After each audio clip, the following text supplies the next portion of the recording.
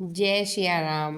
भक्तों, आज मैं आपको राम जी की कथा और राम नाम की महिमा बताऊंगी। रामायण के अनुसार प्रभु श्री राम महाविष्णु के 7वें अवतार। उनके जन्म का मुख्य उद्देश्य राक्षस राज्य रावण का अंत करके धर्म की स्थापना करना था। रावण का वध करने हेतु त्रेता युग में उन्होंने रघुवंशी राजा दशरथ के घर में जन्म लिया।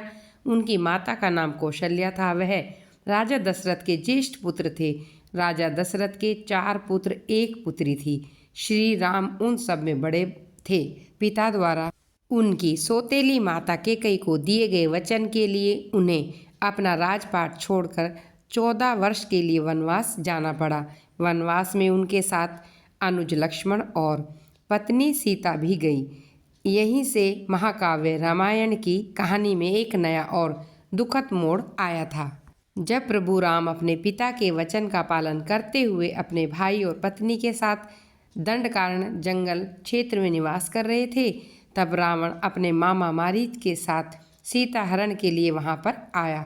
मायावी मारीच ने एक सुनहरे मृग अर्थात हिरण का रूप लेकर देवी सीता को मोहित किया। उसे देखकर माता सीता ने उस हिरण को लाने के लिए प्रभु राम के समक्ष हठ की और कहा, मुझे हिरण ही चाहिए। श्री राम अपनी पत्नी की हठ पूरा करने के लिए प्रभु राम उस हिरण का पीछा करते हुए वन में चले गए। अपने पति के ना लौटने पर कुछ समय बाद देवी सीता ने लक्ष्मण को श्री राम को घर लाने के लिए भेजा। लक्ष्मण के वन में जाने के बाद जब देवी सीता कुटिया में अकेली रह गई, तब रावण ने एक साधु का वेश धारण करके छल से देवी सीता का अपहरण कर लिया।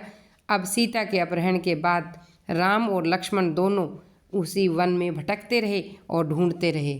आकाश मार्ग से रावण जब देवी सीता को ले जा रहा था, तब जटायु नामक एक महान गिद्ध ने उसे रोकने की कोशिश की, लेकिन रावण ने उनके पर काट दिए और वह राम जी का नाम लेते हुए जमीन पर आ गिरा।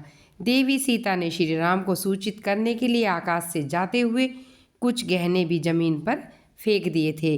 जब राम लक्ष्मण सीता को ढूंढते हुए वन में भटक रहे थे, तभी वे घायल जटायु से मिले।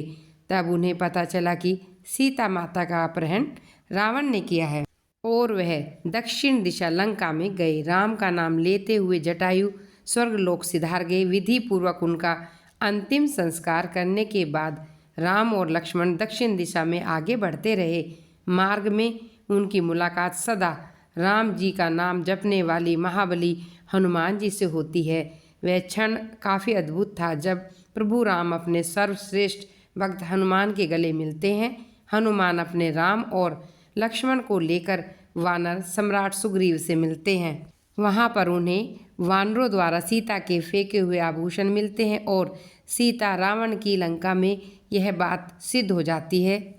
महाराज सुग्रीव राम जी को कहते हैं, अगर उनके पास उनका राजपाट और वानर सेना होती तो वह माता सीता को ढूंढने में उनकी मदद जरूर करते, लेकिन उनका राजपाट उनके भाई बाली ने छीन लिया। वह सब सुनने के बाद दयालु प्रभु राम बाली का वध करके सुग्रीव को उनका राजपाट लौटा देते हैं। राम की लीला देखने के बाद महाराज सुग्रीव भी प्रभु राम के अन्य भक्त हो जाते हैं और राम जी का नाम जपते हैं। अपना राजपाट मिलते ही सुग्रीव अपनी वानर सेना को सीता माता की खोज में लगा देते हैं। हनुमान जी के साथ राम जी का नाम लेते हुए समस्त वानर सेना जब भारत के दक्षिण पूर्वी तट किनारे पर पहुंचती है, तब हनुमान जी अकेले ही समुद्र को लांघ कर लंका में चले जाते हैं। लंका भ्रमण के वक्त हनुमान जी रावण के भाई विभीषण से भी मिलते हैं, जो खुद भी राम जी का नाम लेने वाले राम के भक्त हैं। उनके द्वारा हनुमान जी को पता चलता है कि देवी सीता अशोक वाटिका में है। फिर हनुमान जी माता सीता को राम जी का संदेश देते हैं। माता से भेंट करने के बाद हनुमान जी रावण के पुत्रों तथा कई असुरों का वध करते हैं। रावण को राम जी का नाम लेते हुए प्रभु राम की शरण में आने का सुंदर संदेश देते हैं, पर घमंड एवं दुर्बुद्धि से पीड़ित रावण को यह स्वीकार नहीं है। उल्टा वह रामदूत हनुमान जी की पूंछ में आग लगा देते हैं। फिर हनुमान जी अपने राम जी की शक्ति देखते हुए पूरी लंका को जलाकर राख बना देते हैं। लंका से लौटने के बाद महाबली हनुमान राम जी को सीता माता का संदेश देते हैं। वह लंका का विवरण भी देते हैं। प्रभु राम अपनी सीता को वापस लाने के लिए वानर सेना के साथ भारत के दक्षिण पूर्वी तट के किनारे पहुंचते हैं। हनुमान जी सहित राम जी का नाम लेते हुए वानर सेना उस पुल से लंका पहुंचती है।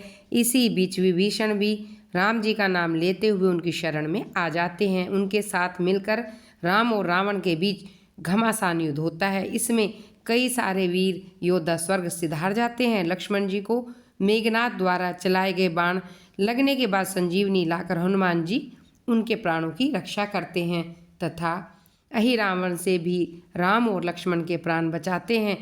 युद्ध के अंत में जब रावण रणभूमि में आते हैं तो विभीषण राम जी को बताते हैं कि रावण का जीवन अमृत उसकी नाभि में है। तब ब्रह्मांड के सर्वश्रेष्ठ धनुधर श्री राम रावण की नाभि में बाण मारते हैं और वह श्री राम के चरणों में आ गिरता है और राम जी का नाम लेते हुए उसका भी अंत हो जाता है। जीतने के बाद प्रभु राम जी लंका का राजपाट विभीषण को सौंपते हैं। विभीषण माता सीता को पूरे सम्मान के साथ प्रभु राम को सौंपते हैं। राम के आदेश पर सीता माता की अग्नि परीक्षा होने के बाद राम और सीता का मिलन होता है। वह क्षण त्रेता युग का एक सुंदर क्षण था। आसमान से सभी देवी देवता राम जी का नाम लेते हुए पुष्पों की वर्षा करते हैं और एक बार फिर राम जी की जीत होती है, अर्थात सच्चाई की जीत होती है। 14 वर्ष का वनवास काल समाप्त होने के बाद पुष्पक विमान में बैठकर प्रभु राम लक्ष्मण जानकी हनुमान जी और अन्य भक्तों के साथ अयोध्या लौट आते हैं। जय श्री राम।